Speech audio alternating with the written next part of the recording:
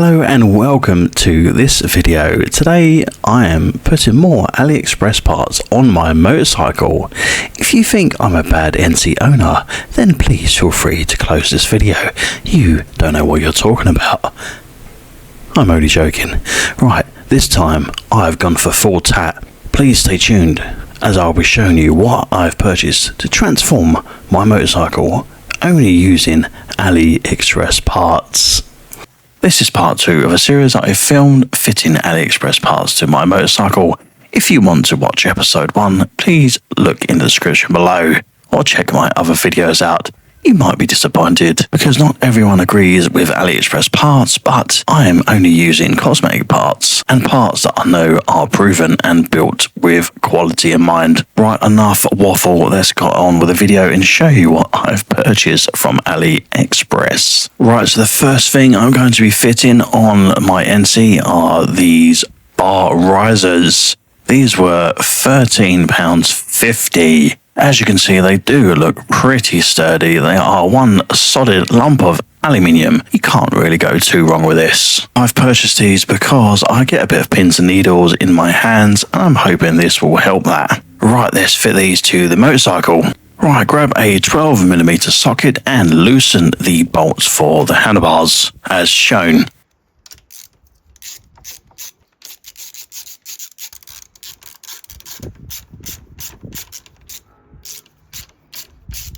There you go, and there's off. And I thought I'd mention, look at the poor quality of the paintwork here. You can see that flaking off with ease. Not very good, Honda. And people moan about me putting AliExpress parts on this vehicle. Right, move the Allen keys that are supplied with the spacers. Install them there and screw them in gently. Finger tight on both sides. Screw them down.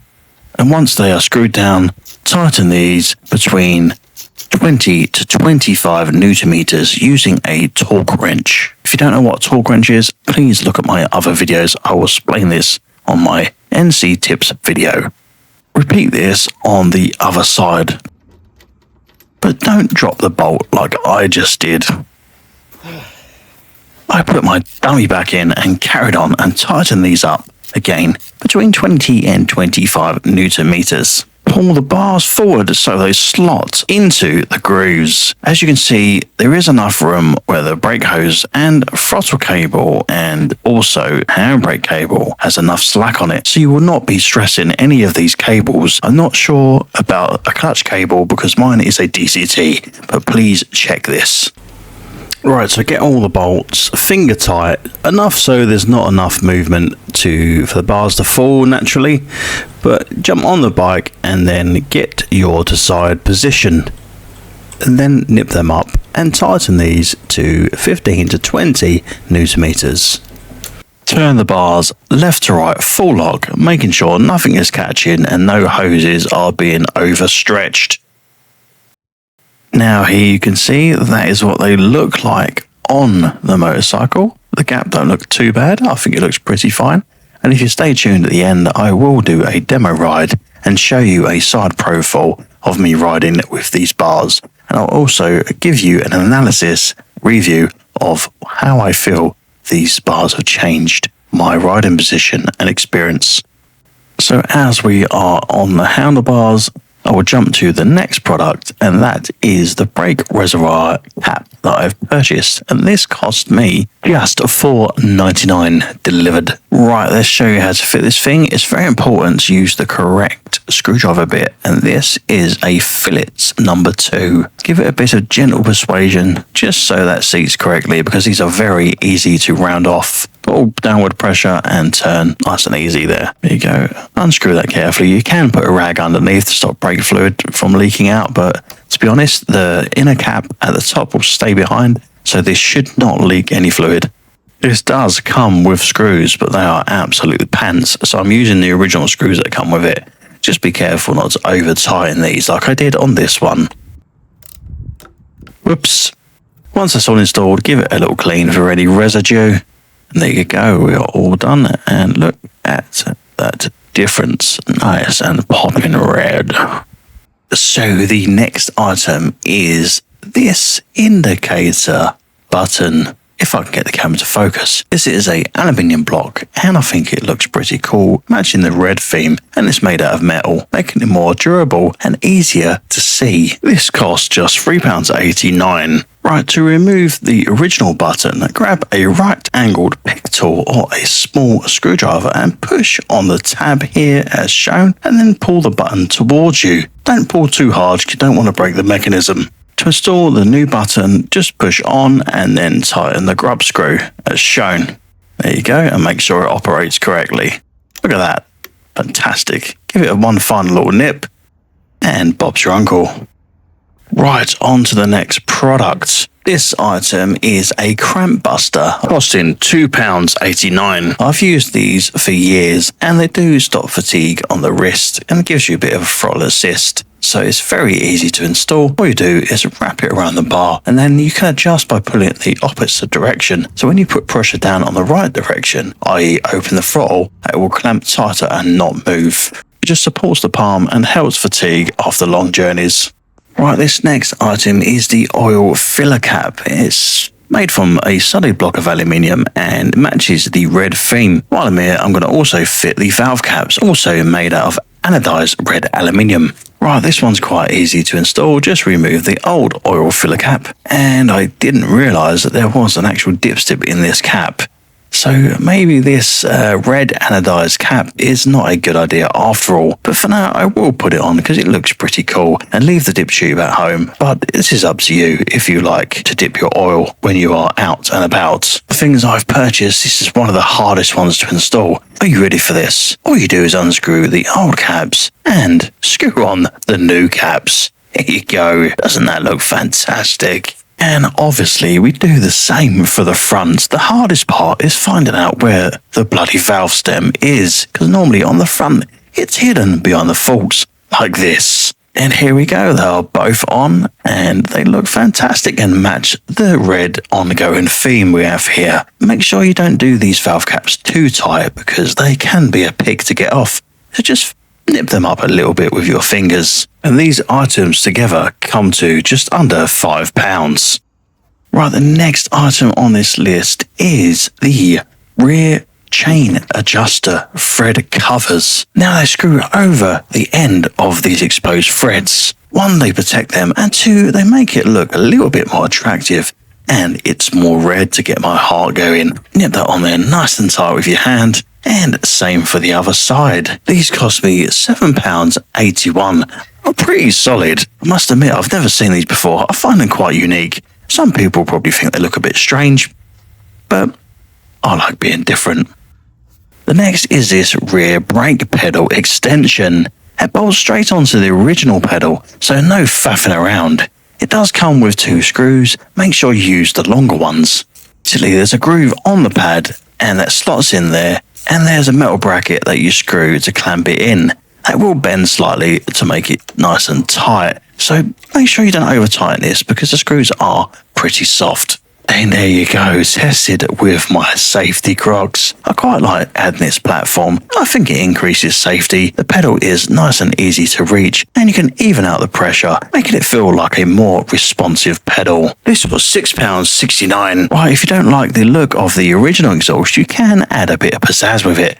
By adding this sticker, it makes a massive difference in my opinion, and it will also protect the aluminium shielding. Use a alcohol rubbing cloth or some brake cleaner on a rag. Quite easy to fit. Line it up and then stick it on here as shown. Make sure you do this in the warm conditions. And there's the final piece. Look at that there. Here you go. Look at that. What a transformation. It looks like an aftermarket exhaust and it looks pretty cool, I think anyway. This cost £8.20. Right, last but not least are these wheel rim stickers. That's a bloody mouthful. Right, first thing to do is make sure that your wheel rim is nice and clean. Use a alcohol wipe or some brake cleaner on a rag and get that surface nice and clean.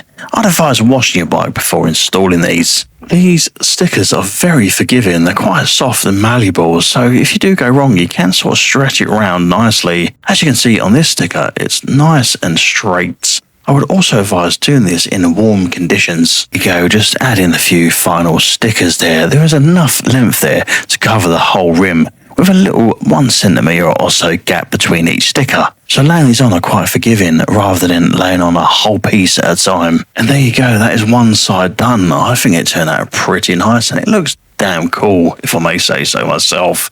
There is enough stickers here to do front and rear and both sides. So do the same for the front and the rear and both the sides. And this sticker set only cost me £11.99. Well, would you look at that? I'm almost professional. There you go. These are all my AliExpress items. All these items were under £60 posted. What do you think? Let me know in the comments below. And we've all got different tastes and opinions, but I've made this bike my own. Let's jump on the road and test these bar risers out. Right, I'll catch you on the road. Oh, I like that back brake. Oh, that's good. Oh, that's good. Back brake is good. Right, so you join me on the road as I test out these AliExpress products. The main one I'm interested in is the bar risers, obviously because I had issues with comfort on this motorcycle before, and in my previous video I've also installed more legroom on this motorcycle with AliExpress adjustable pegs. So I've got more legroom and I've brought my bars forward, so I've actually transformed this bike, or so I'm hoping I've transformed this bike. So far, first impressions is great. I've got a nice bend on my elbows. I'm in this position like I'm sitting in an armchair, which is, it's a great position to be in. Time will tell, but first impressions, it feels more comfortable. Everything's at reach. So I'm going to turn the camera off and come back when I've rid this a bit longer, so I can give you a better analysis on the riding position, give you a better review, and I'll also put some footage in of a side profile of me riding as I test out my new Osmo Action 360 camera. I'll catch you then. So you can see the riding position is a lot more neutral. I'm sort of sitting upright, which is comfortable immediately, yes, I do admit, but you are more upright, so you are getting a bit more wind on yourself. But I'd say that definitely outweighs if I'm going to get pins and needles. Nothing worse than having a numb hand, which I used to get before I installed the bar risers. Been on the bike now for a fair bit. I'd say a couple of hours, in fact. I really did want to test these out properly, just to give you a better review of them, really. And I can confirm, no pins and needles. That's not to say I won't get it in the future, but these risers are more comfortable. You can see on the wheels that these stickers are making a nice pop appearance as you're riding along. They do make the bike stand out. And this hasn't cost me a lot of money, and I've kind of personalised the bike and made it my own. Because these bikes are so popular, why not add a bit of personality to it, eh? I'm not saying AliExpress is the best place in the world to buy your parts, but on this occasion, if you pick wisely, you can get some good deals and some good quality items as well, and I've just proven that in this video. Not too sure on the oil cap though. I don't think I will be using that because there is no dipstick involved, so apart from me of course, so I won't be able to check my oil on the fly. So the rear brake pedal is great. I don't use the brake that often, but it actually feels like the brake has a more of a positive feel to it. It feels like they anchor up a bit better because you've obviously got more surface area to push on. So thank you for watching this video. If you like this sort of content, well, I'll give you tips and advice, all motorcycle related. I have currently got a NC750X, the new model, so I'm going to cover a lot of videos on this bike. So if that interests you, please consider subscribing. Until then, I have been Nick, and I will catch you on the next episode. Ride safe.